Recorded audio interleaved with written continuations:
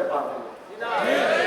আপনাদের রাজশাহীর একটা আছে মুজাফফর বিন মুসিদ, আছে না নাই? এটা কি কইছে জানেন? আমি আবু বকরের নামাজ মানি না, আমি উমরের নামাজ মানি না, আমি সাহাবার নামাজ মানি না, আমি রাসূলুল্লাহ সহি নামাজ মানি। আচ্ছা, তার মাথায় কি গোবর না মগজ আমি জানি না।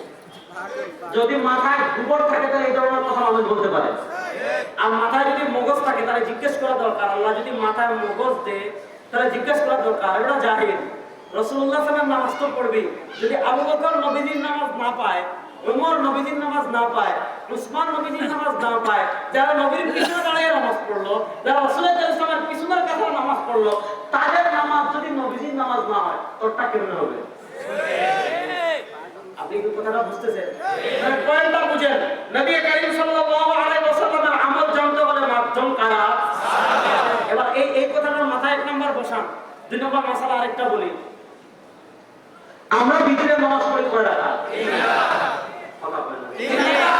কেউ যদি না পড়ে আমার যায় আছে না, তো যত ইচ্ছা পড়ো, আমার কোনো সমস্যা নেই। কিন্তু বুঝেন আমরা 3 রাকাত কেন পড়ি, এই জিনিসটা মাথায় বসান। নবী করিম সাল্লাল্লাহু আলাইহি ওয়াসাল্লাম ফরজ নামাজ পড়তেন মসজিদে। কোথায়? মসজিদে। নফল ওয়াজিব সুন্নাত এগুলা পড়তেন ঘরে। কোথায়? ঘরে। বুঝেন, ফরজ নামাজ পড়তেন মসজিদে, নফল ওয়াজিব সুন্নাত পড়তেন কোথায়? ঘরে। এবং আল্লাহ নবী সাল্লাল্লাহু আলাইহি ওয়াসাল্লাম আমাদেরকে নির্দেশনা দিয়েছেন। কি নির্দেশনা দিয়েছেন? সাল্লাল্লাহু আলাইহি ওয়াসাল্লাম বলেছেন, লা তাজআলু বুয়ুতাকুম কুবুরা। সাল্লাল্লাহু আলাইহি ওয়াসাল্লাম আমাদেরকে নির্দেশনা দিয়েছেন, লা তাজআলু বুয়ুতাকুম কুবুরা, তোমাদের ঘরকে কবর বানাইও না, তোমাদের ঘরগুলোকে কবর বানাইও না।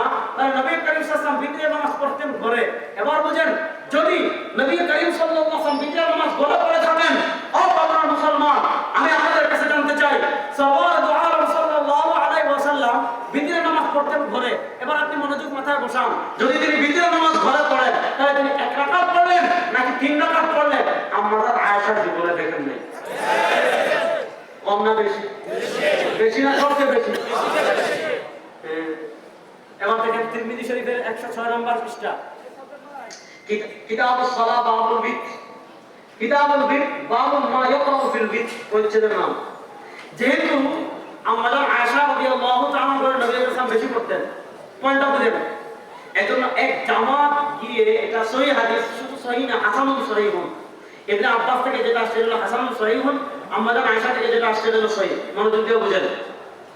আমাদের আয়েশা রাদিয়াল্লাহু তাআলা থেকে জিজ্ঞেস করতেছে,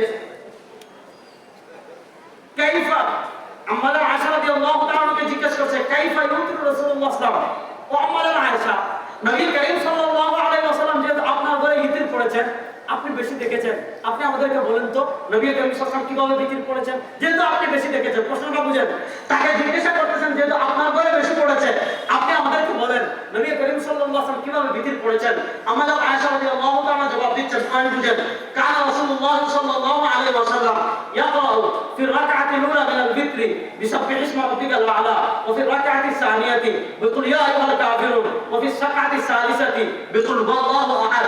আমাদের আয়েশা জবাব দিচ্ছেন, কানা রাসূলুল্লাহ সাল্লাল্লাহু আলাইহি ওয়াসাল্লাম, আল্লাহ নবী সাল্লাল্লাহু আলাইহি ওয়াসাল্লাম ইয়াকরাউ ফি রাকআতিল উলা মিনাল বিত্রি বিসাব্বিহ ইসমা রাব্বিকাল আ'লা।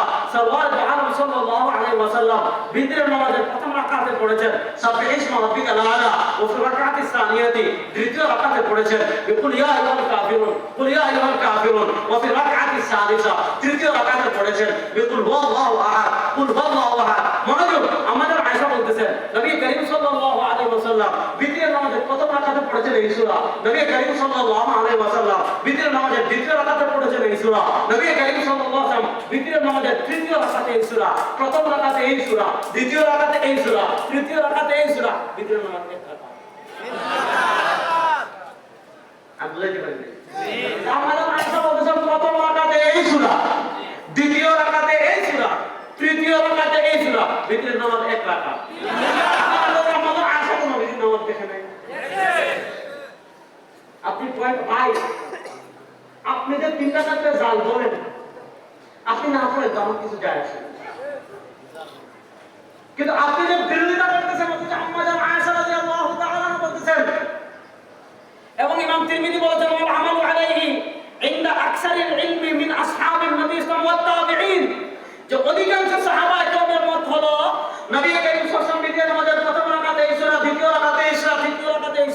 তাহলে অধিকাংশ সাহাবায়ে কেরামের মধ্যে ভিতরে নামাজ পড়ে রাখা তিন রাকাত বড় আস্তে কইলে তিন রাকাত। তাহলে নবী করিম সাল্লাল্লাহু আলাইহি ওয়াসাল্লামের আমল জানতে হলে মাধ্যম কারা? সাহাবা। জোরে বলেন এজন্য নবী করিম সাল্লাল্লাহু আলাইহি ওয়াসাল্লাম জান্নাতি দলের প্রতীক একটা দিয়েছেন না দুইটা দিয়েছেন? মা আনা আলাইহি ওয়া আসহাবি। সুতরাং আপনি যদি নাজাত প্রাপ্ত দল হতে চান, আপনি যত বাতিল ফিরকা দেখবেন, একদম দেখবেন। যেমন মুজাফফর বিন মুসলিমের একটা উদাহরণ দিই, আব্দুর রাজ্জাক বিন ইউসুফের আরেকটা উদাহরণ দিই। শুনেন, কেউ যদি কোন সাহাবীকে বেদাতি বলে, বুঝবেন তার 14 গোষ্ঠী বেদাতি। ফাজলামি নাকি? জুমার দিন আমরা আযান দেই কয়টা? বড় আফসোস বলে এই মসজিদে আযান দেয় কয়টা? আল্লাহ নবী সাল্লাল্লাহু আলাইহি ওয়াসাল্লামের যুগে আযান ছিল একটা, সিদ্দিক আকবর রাদিয়াল্লাহু তাআলার যুগে আযান ছিল একটা, হযরত ওমর ইবনে খাত্তাব রাদিয়াল্লাহু তাআলার যুগে আযান ছিল একটা।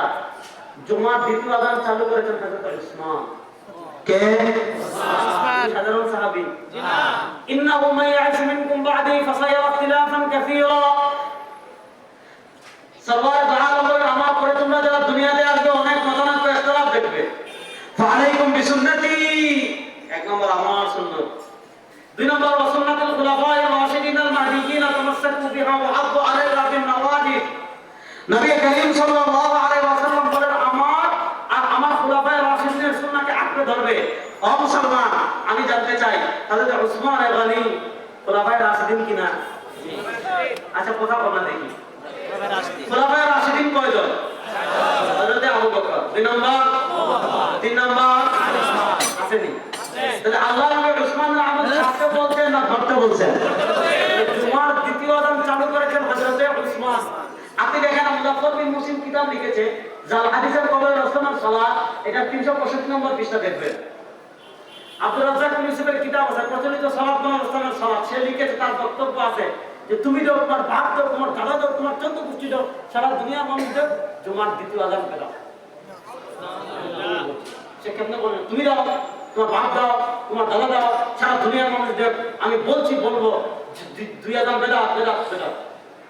একজন প্রশ্ন করছে, আচ্ছা তাহলে উসমান রাদিয়াল্লাহু তাআলা বেদাত করেছেন? হয় হ্যাঁ, উসমান রাদিয়াল্লাহু তাআলা বেদাত করেছেন, তবে ইজতিহাদ। নাউযুবিল্লাহটাও বলে দেন। তাহলে সাহাবায়ে কেরামের আমলকে যারা বেদাত বলতে পারে, তাদের মিশন কি সাহাবায়ে কেরামকে ভালোবাসা না সাহাবায়ে কেরামকে বিতর্কিত করা? কোনটা বুঝেন? যদি সাহাবায়ে কেরাম বিতর্কিত হয়ে যায়, ইসলাম নিরাপদ থাকে না। আপনার ঘরে এই যে মসজিদ, মসজিদ দেখেন একবার, কোন দরজা আছে না? আচ্ছা এই মসজিদে যদি আপনি রাত্রে দামি কোনো জিনিস রেখে ঘুমান, মসজিদ বলে চুরি হইবে না? এখন তো টেপ চুরি হয় মসজিদে, আপনি দামি জিনিস চুরি হতে পারে। একটা ঘরে যত দামি টাইলস থাকুক, মনোযোগ, একটা ঘরে যত দামি টাইলস যা হোক, যদি দরজা তালা না থাকে ঘর নিরাপদ না। ইন্নাল ইসলাম, ইমাম নাসাই রাহিমাহুল্লাহর বক্তব্য, ইমাম আবুল হাজ্জাজ মিজজি রাহিমাহুল্লাহ এটা বলে আমি শেষ করব, মনোযোগ। ইমাম নাসাই রাহিমাহুল্লাহর বক্তব্য, ইমাম আবুল হাজ্জাজ মিজজি রাহিমাহুল্লাহ তাহদিবুল কামাল এনেছেন। ইমাম নাসাই রাহিমাহুল্লাহ 303 হিজরিতে কুতুবে সিত্তার অন্যতম ইমাম, তিনি বলেছেন ইন্নাল ইসলাম কাদারিল লাহু আবওয়াব। একটা ঘরের যেমন অনেকগুলো দরজা থাকে, ইসলাম একটা ঘর, ইসলামের দরজা হলেন সাহাবায়ে কেরাম। সুবহানাল্লাহ। ইসলামের দরজা কারা? সাহাবায়ে। এখানে দেখেন শিয়াদের থেকে শিয়ারা সমালোচিত করতে চায় কাদের? সাহাবাদের। মুতাজিলিরা সমালোচিত করতে চায় কাদের? সাহাবাদের। জাবরিয়া কাদরিয়া যত বাতিল ফিরকা, এদের প্রধান টার্গেট থাকে সাহাবাদেরকে সমালোচনা করা। সাহাবী সমালোচনা দুই প্রকারের।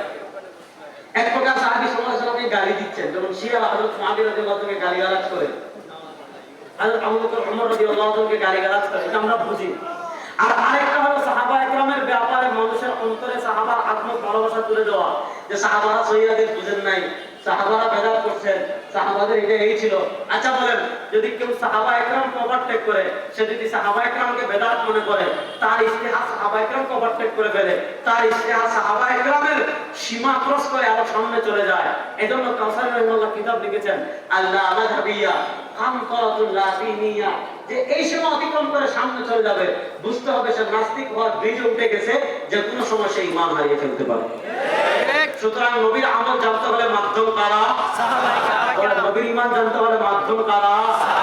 সুতরাং আল্লাহ নবী সাহাবী যেই পথে চলেছেন সেই পথে আমাদের সবাইকে চলার তৌফিক দান করুন। আহলে সুন্নাহ ওয়াল জামাতের পরিপূর্ণ অনুসরণ করে আমাদের সবাইকে কবরে যাওয়ার তৌফিক দান করুন। আল্লাহ ঈমানের মতো মহামূল্যবান সম্পদ দিয়ে আমাদের সবাইকে কবরে যাওয়ার তৌফিক দান করুন। সর্বশেষ একটা বলে শেষ করব। হাদিস শুরু করেছিলাম, ফিতনা আসতেছে তুফানের মতো।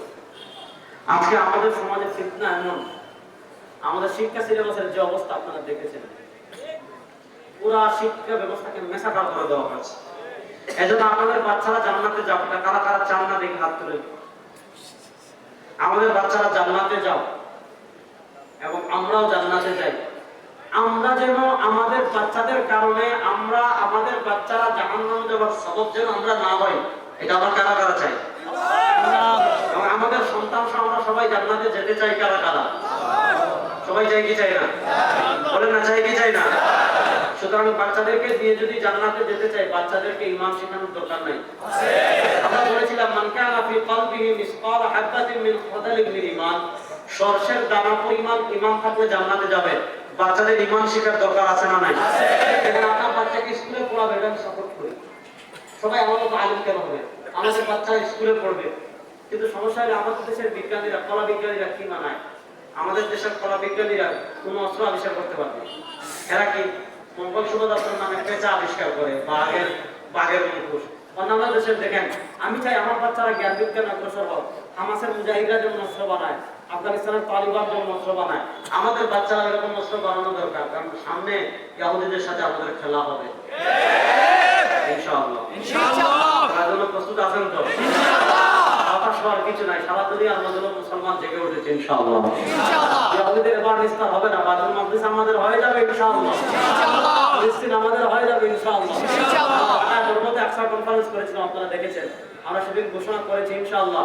শুধু আমরা না, শাইখুল ইসলাম তাকি উসমানীও বলেছেন, ফিলিস্তিনে আমাদের যত ফুটা মজলুম মুসলমানের রক্ত ঝরেছে, ইহুদিদের কলিজায় আঘাত করে প্রত্যেক ফুটা রক্তের বদলা দেওয়া হবে ইনশাআল্লাহ। আমরা যদি না পারি, আমাদের পরবর্তী প্রজন্ম যখন আসবে, ইহুদিদের কলিজায় পাড়া দিয়ে আমাদের প্রত্যেক ফুটা রক্তের বদলা দেওয়া হবে ইনশাআল্লাহ।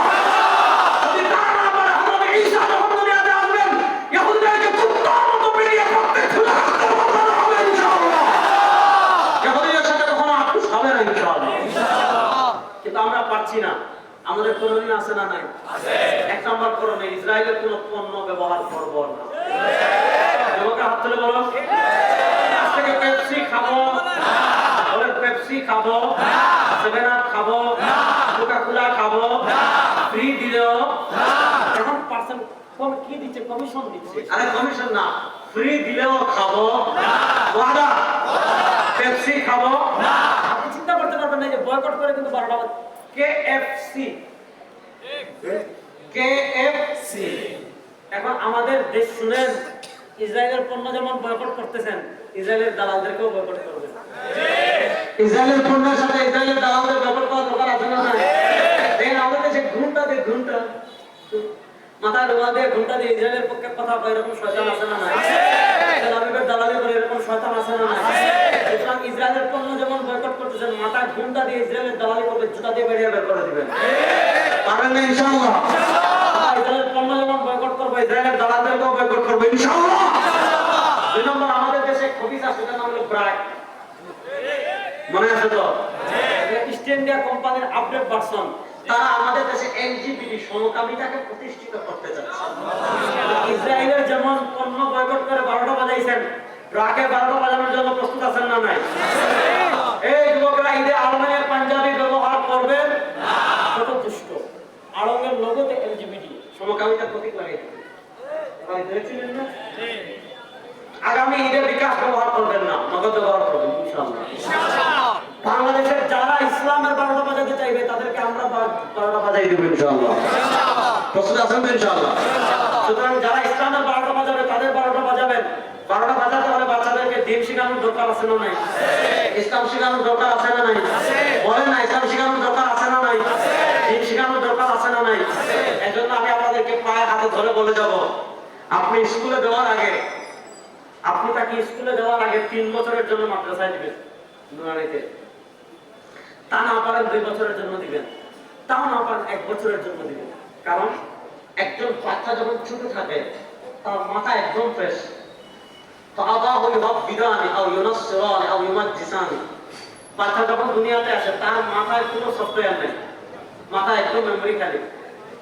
মোবাইল নতুন কিনলে মেমোরি একদম খালি, যে সফটওয়্যার দিবেন নেবে, মেমোরি ফুল হলে আর নেয় না।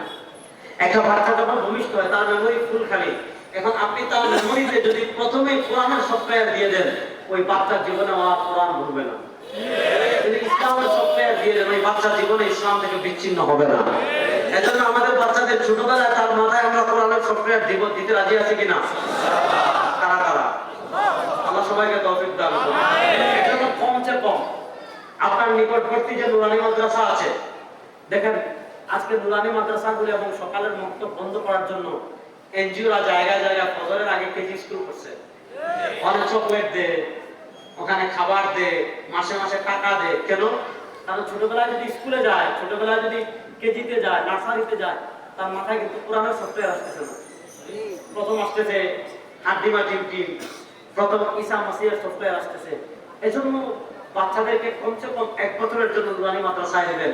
1 বছর পড়ার পর তার মাথায় সফটওয়্যার হয়ে যাবে, কোরআন চিনবে, কালেমা শিখবে, ঈমান জানবে, তাকওয়া জানবে, তাহারাত জানবে, ঈমান ভঙ্গের কারণগুলো জানবে। পরবর্তীতে স্কুলে গেল এই ছেলে কখনো মুরগি কবির হবে না। হবে? কারণ তার মাথায় ছোটবেলায় কোরআনের সফটওয়্যার আছে। আল্লাহ রাব্বুল ইজ্জত ওয়াল জালাল যে কথাগুলো বললাম, আমাকে আপনাদের সবাইকে আমল করার তৌফিক দান করুন। আল্লাহ রাব্বুল ইজ্জত ওয়াল জালাল আমাদেরকে ঈমানের মতো যে মহান দৌলত দান করেছেন, আল্লাহ মৃত্যু পর্যন্ত ঈমানের উপর আমাদের সবাইকে দায়েম এবং কায়েম রাখুন। আল্লাহ রাব্বুল ইজ্জত ওয়াল জালাল আমাদের ডানে বামে সামনে পিছনে চতুর্দিক থেকে নানাবিধ ফিতনা আসতেছে। এই ফিতনার যুগে আল্লাহ রাব্বুল ইজ্জত ওয়াল জালাল মা আনা আলাইহি ওয়া আসহাবি, নবী এবং সাহাবী আহলুস সুন্নাহ ওয়াল জামাআহ যে পথে চলেছেন, আল্লাহ আমাদের সবাইকে সেই পথে চলার তৌফিক দান করেন। আল্লাহ সব ধরনের ষড়যন্ত্র থেকে, ইসলাম বিরোধী, দেশ বিরোধী, স্বাধীনতা বিরোধী যত ষড়যন্ত্র হচ্ছে, সব ধরনের ষড়যন্ত্র থেকে আল্লাহ আমাদের এই ছোট্ট সোনার বাংলাদেশকে হেফাজত করুন। আমিন। আফাসতু ফামিনাল্লাহ ইন আমিন। ইন আসাবতু ফামিনাল্লাহ ওয়া ইন আখতাতু ফামিন্নি ওয়া মিনাশ শাইতান। সুবহানাকাল্লাহুম্মা ওয়া বিহামদিকা আশহাদু আল্লা ইলাহা ইল্লা আনতা